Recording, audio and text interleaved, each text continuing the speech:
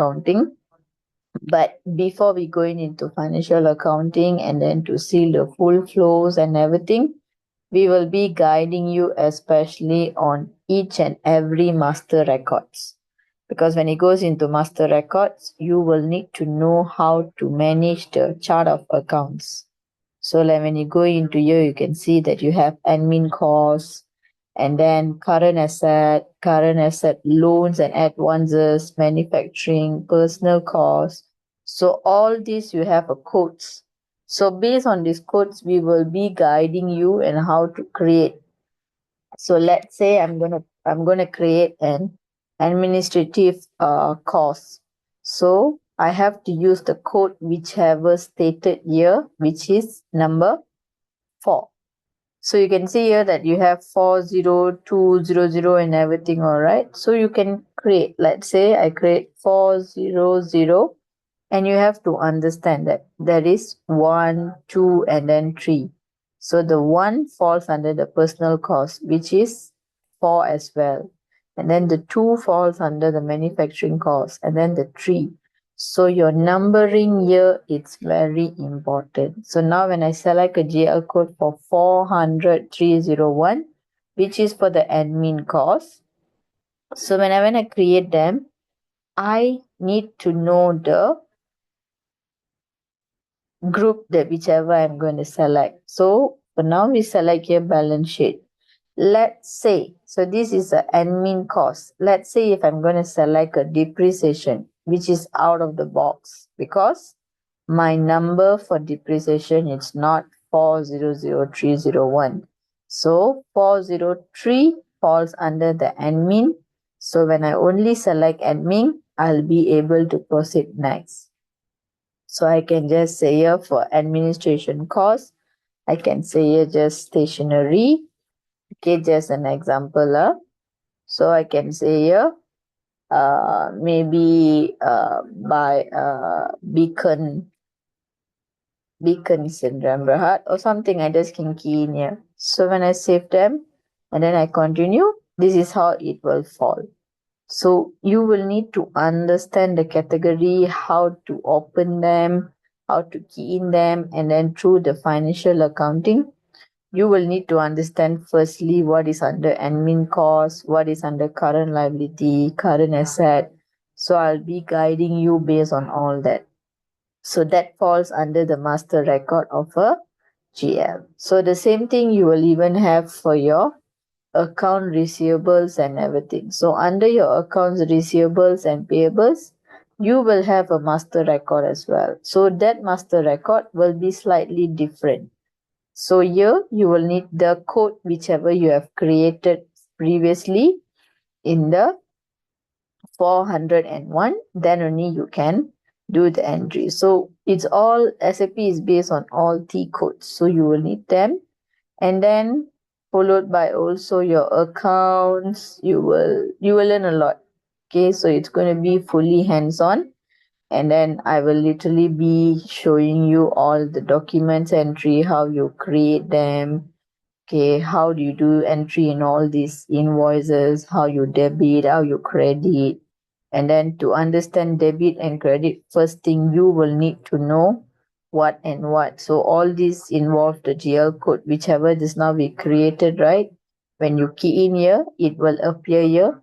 And for your understanding, you must know whether it's a debit or credit. So all that I will be showing you with one example and overall how to utilize this and including your fixed asset especially. So asset, it's a very, very, very important thing in your company because it's involved capital assets. So capital assets also you will have a code. So you will have a class here, and then you must make sure what is the assets class. So all these we will need to create. You must know how to create them because sometimes if you're going to enter into a very new field, you will need to know all the knowledges, how to create them and everything. Okay, that is for your FI. So under the logistics and also human resource is going to be the same as well, because under logistics we have a lot. So what we will cover is about materials management, mostly about everything over here. Purchasing, inventory management, logistic invoice verification, and then material MRP, returnable, all this. So under the purchasing, how do you create a purchase order? So when I create this, what do I need to have? So I need to have my complete details about the, so I need to select here what type of PO is this, and then who is my supplier, where do you key in my supplier, and then these items comes from where, and then I need to click them. So all this is a lot to teach. Okay.